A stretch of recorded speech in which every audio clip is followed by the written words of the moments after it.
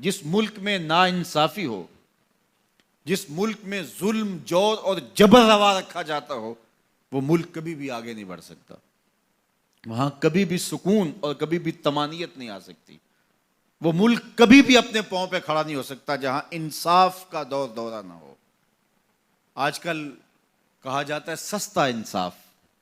اسلام سستے انصاف کی بات بھی نہیں کرتا، اسلام مفت انصاف کی بات کرتا ہے. ہر شخص کی دہلیز تک انصاف پہنچے.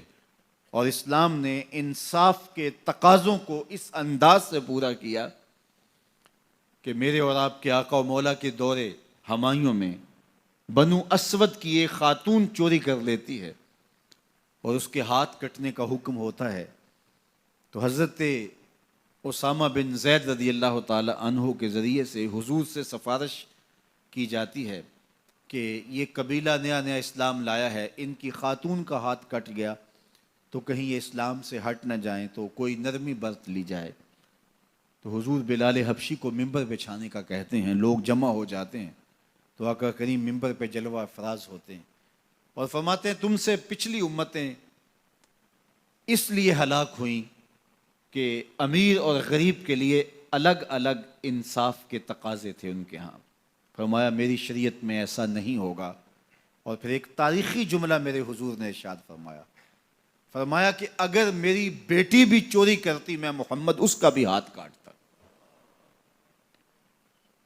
جب کسی بھی ملک کے اندر، کسی بھی ریاست کے اندر دو طرح کی عدالتیں ہوں، غریبوں کے لیے الگ نظم ہو، امراء کے لیے الگ قانون ہو، تو پھر کبھی بھی اللہ کی رحمتیں ان قوموں پہ نازل نہیں ہوتی. آج تو جیل کے اندر بھی الگ الگ خانے موجود ہیں، تھانوں کے اندر بھی غریب مار دیا جاتا ہے، اس کی کھال ادھیڑ دی جاتی ہے، وہ اونچا سانس نہیں لے سکتا، اور با اثر لوگ تھانوں میں بھی دامادوں کی طرح رہتے ہیں اور وہاں بھی انہیں مہمانوں کی طرح رکھا جاتا ہے. اور عدالتوں میں جو ہوتا ہے وہ کسی زمانے میں کہتے تھے کہ وکیل کر لو، اب کہتے ہیں جج کر لو. انصاف کا جس طرح دن دہاڑے خون ہوتا ہے اور عدالتوں اور کچہریوں کے اندر جو عدل و انصاف کا قتل عام ہوتا ہے وہ کس سے مخفی ہے؟ اپنی آنکھوں پہ پٹی باندھ کر کے اور خاموشی اختیار کرنے سے کوئی فرق نہیں پڑتا. آج ہمارا عدالتی نظم انصاف نہیں دے رہا. اگر ہم چاہتے ہیں کہ یہ ملک آگے بڑھے اور مستحکم ہو تو نظام عدل کو درست کرنا پڑے گا.